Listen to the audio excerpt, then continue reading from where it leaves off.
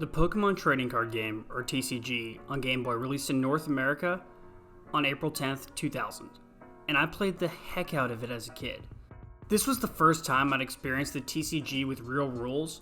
Prior to this, my siblings and I had the pre-made decks you could get at a local card store, and I just kind of made up the rules to win.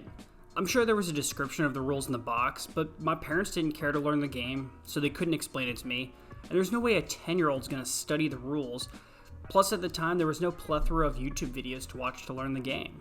So, here was a chance to learn to play the real game. And it helps that the game is truly a faithful adaptation of the actual tabletop card game. The game does a great job of recreating the feel of playing an actual card game. The gameplay is smooth and intuitive. I never got lost on a menu. Building a deck makes sense. Because of the RPG elements, it wasn't just card game after card game until it got boring. It felt like it had some choice to it. Even the smallest bit of story changes this from just a card sim to a really fun game. Plus, as a kid, it was really easy to figure out. Add to that the cards were all represented fairly accurately. The game includes the first 3 sets of the Pokemon TCG, as well as a few exclusive cards not available anywhere else. The game had excellent graphics and sound for a Game Boy game at the time, and the Pokemon sprites were all well animated. The sound effects were all crisp and clear. So when the Pokemon Presents announced that the TCG was coming to the Nintendo Switch Online library, I was excited. Hey y'all, please like and subscribe to the channel. As soon as the game booted up and the music started,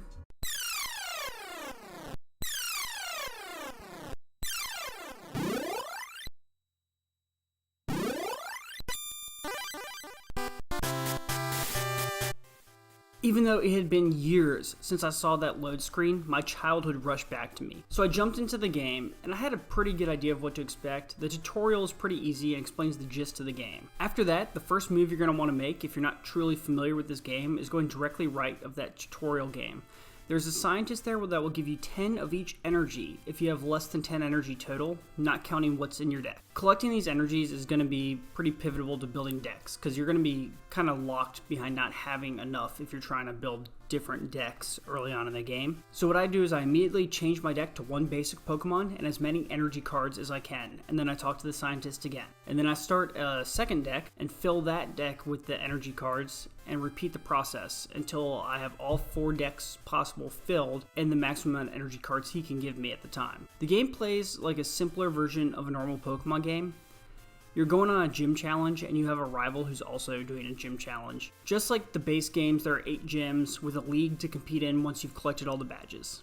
Each gym has about 3 to 4 battles, 2 trainers, maybe 3 and a leader. Now, I did way more than that to acquire the cards that I felt I needed, but at the bare minimum, it's about 3 to 4 battles per gym. All of this sets up what feels like a traditional Elite Four run, with a 5th final battle against your rival. The game has a few, let's call them puzzles to solve. The grass gym leader isn't in the building when you first go battle the gym, and you have to go battle a trainer in another location to get a clue as to where to find her. The fighting gym leader sent his minions out to other gyms to train, and you have to find them and defeat them so that you can have a chance to battle him. These are nothing like navigating the dark cave without Flash the first time, or trying to find that switch in the trash can of Lieutenant Surge's gym. And the rest of the gyms are pretty straightforward. You just need to set up your deck to give yourself the best shot. Which brings us to what I feel like is a huge part of this game, and that's just the deck building. There are 226 cards in this game, plus 2 secret cards, I believe. If you're unfamiliar with the actual Pokemon TCG, your deck consists of 60 cards, and you want to balance that out with Pokemon, trainers, and energy. You can use pre-built decks in the game to give yourself a type advantage for each gym. I decided to try to build a few decks on my own, and I thought that would be fun. This is something I would have never done as a child, but that quickly brought about the grinding part of the game. If a deck requires 3 of a card, you need 3 of that card. And if you want to use that card in another deck without disassembling the first one, you need a 4th version of that card. To collect cards, you must win duels against non-player characters. Are they called duels? Are they matches? Games? I'm really not sure. Every time I say duel, I just think of... It's time to duel! But they might actually be saying duel in the game. Either way, if you win the round, you're awarded 2 booster packs. There are 4 types of booster packs in the game. Each type of booster pack has 50 to 56 different possible cards that you can find in it at different rarities. And each trainer in the game always drops the same booster pack after a win, which will facilitate farming of the booster packs. So for me, the first deck I wanted to build was a Rain Dance deck. So I needed to acquire 4 Squirtles, 1 Wartortle, 4 Blastoids, 4 Articuno, 3 Lapras, 4 Professor Oak, 4 Bill, 3 Pokemon Breeder, 3 Computer Search, 3 Item Finder, 3 Gust of Wind, 2 Super Energy Removals, and 22 Water Energy, which I already had thanks to that scientist in the beginning.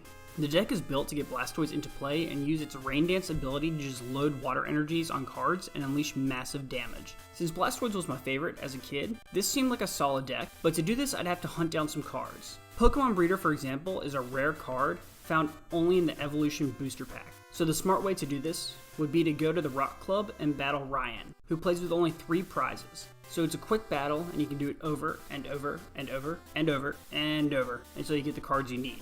For the other boosters, the easiest way to farm them would be to go to Sarah in the Water Club for the Coliseum packs. For the mystery packs, you stay in the Water Club and battle Amanda, and the laboratory packs bring you over to the Science Club to battle Joseph. Now this can get very repetitive and take hours. I mean, even using alternate methods, I think I probably spent 10 hours just building my decks in this game. But if you're strapped for time, or just really don't want to wait to build your deck, there is a glitch you can abuse. So you would still go to Ryan or one of the others that I just mentioned. And then once you get there, you enter the battle, place 1 Pokemon on the field, and then wait for your turn to start. When it starts, you simply go to check, and then your play area, and when your cursor is over your active Pokemon, you hit down and A at the same time. If done right, the glitch will try to select the second Pokemon in play, which doesn't exist. And you'll know you've done it right because you'll go to a menu where it lists your active Pokemon, but you can't leave the menu. Then you simply hit ZL and ZR at the same time to reset the game. You enter the duel again on the main menu, and you repeat those last steps of hitting down and A on your active Pokemon. And if done correctly, it just cuts to you winning and getting the booster pack. Now this game is fun enough that I'd recommend playing through it legitimately at least once. But if you're really just trying to build a specific deck, or multiple decks, or just to collect a ton of cards for fun, maybe you just really enjoy that dopamine hit of the packs opening and hitting that Charizard you never found as a kid, this method could come in handy. Since although you can hold 99 of each card in the game, each individual card can only be used in one deck at a time. And for me, I didn't want to be in a position where every time I wanted to switch decks, I'd be required to edit both decks, so I just acquired every card I needed for everything I was going to build.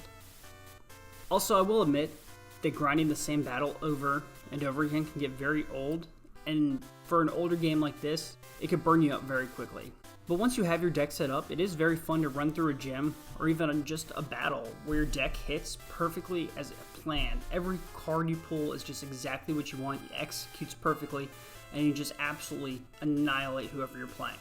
Once I did collect all the cards I needed to build my Rain Dance deck, I was just having so much fun building the deck that I went ahead and built my Haymaker deck, which is a deck built for speed. At the time, it was a go-to competitive deck made to win fast with brutal basic Pokemon attacks with the aid of numerous trainer cards. Then I built an energy transfer deck, where the basic idea around this deck is to get a Venusaur in play as quickly as possible, so that you may lay down your limited amount of energy cards, but be able to transfer them around as needed. And you have to make sure to take advantage of the energy transferring to send them to a non-injured Pokemon, and then play in the Pokemon Center cards so that you lose no energy for a clean sweep of your damage. Finally, I built a No More Evolutions deck, where the strategy is to get a Aerodactyl out as soon as possible to prevent powerful evolutions, and then beat the opponent with basic Pokemon with your own overpowered basic attacks. I think this is one of the reasons that I like this game. Only a few cards are locked away behind this card pop feature, which is kind of a link cable event where you need 2 switches now, I guess. I'm not even sure if the card pop feature works on the Switch version. And then there's a few cards locked behind this Coliseum where you show up randomly and there's a promo going on and you win 3 battles to win a promo card. But growing up, I couldn't just rip booster packs in mass to hunt down a Charizard. And I couldn't just go buy all the cards I wanted to build some dream deck. But here I could collect a bunch of Charizards or other rare cards. And I could just go assault non-player characters with them. I could just build my dream deck. And honestly, if I was to try to do that today with the state of the card game currently, If I pulled a rare Charizard that would be perfect for a deck, I'd kind of be scared to use it because somehow Pokemon cards have become a commodity worth upwards of thousands of dollars when graded. And my fear is that this Charizard that I pulled that fit my deck today would be worth a down payment of a car 4 years from now, and I'd regret not keeping it in pristine condition because while this game is fun, I'd rather have a down payment on a car. I know that's a crazy thing to say because who's ever going to pull a $4,000 or $2,000 Charizard out of the pack, but it happens, I guess. And I was truly excited to play this game again. While the Pokemon TCG Online exists, and now Pokemon TCG Live is on my phone, they're just not the same. I can't just grind wins over non-playable characters. I can't just grind wins over NPCs and rip a ton of packs. Those games make me feel like I have to go out and spend real money to get the codes from the packs to open them up. And on top of that, I just get lost trying to build modern decks. I just don't understand all the strategies and all the different elements added over the years. Plus, I guess while I like the card game, I'm not just trying to play the card game over and over and over again. I like the story element that this game adds, where the card game is a vehicle to a bigger prize. It feels more like when I'm building a deck here, it reminds me of crafting the perfect team in Pokemon Blue, rather than hunting down the perfect cards on TCG Player to find some sort of meta. I don't know how else to explain that. I knew the deck I wanted to build early on in this game, and I knew which booster packs I needed, and I knew where to go find those booster packs. This really just felt like I was playing any old RPG, just instead of a turn-based attack system like in Fire Emblem or something else, it was a card game. My other problem is the other modern games available force you to play online, and it just gives me anxiety trying to play against someone and the fears that they've spent more money in this game than I have, and their deck would just eviscerate me because I'm using the basic cards that came free in the game. Or if I do start winning, that they'll grief me and just drag the battle on forever and just waste 20 minutes of my day. And that's why I feel like the TCG works so good as an offline RPG. And this game, even for 23 years old, just made it work so well. And I know people begged for years for a Pokemon Snap remake, and when we finally got it on Switch, I enjoyed it a lot. But I've never seen a crying for a remake of this game, and I feel like there should be. In my mind, I see multiple ways to remake this game, but I'd love a version where you start with the early cards and progress on via like a era system, where you start with the early, series, like this one is the first 3 series, and then you get to another progression of the game where you get like the next 7 or 8, and it keeps going on and on and on until you get to the modern cards. Although I feel like if they made this game today, they'd do it all via DLC and we'd hate it. But I feel like that would give the game a lot of content and also allow someone like me who didn't keep up with the TCG beyond really this game a way to experience it and learn how the game changed over the years and bring you all up to the modern era, and maybe give myself a chance to go grab 2 starter decks at Walmart and teach my kids how to play with real cards on the table. And I doubt there are any real plans to remake this game, especially with the current mobile game in existence. But with a show about the TCG coming... I know it's tough moving to a new place, but think of it as a new start. Try new things, make new friends, and eventually, you'll find your place. Challenge accepted! Welcome to the Pokemon Club! You all play together? That's awesome! I know, right? So the new girl can play. But how would you do in a real competition with championship points on the line? I feel like this is the perfect time. I won't get my hopes up though. All that said, if you like Pokemon and you think you like the TCG, this is a must play if you have Nintendo Switch Online already. 23 years later, this is still a great game.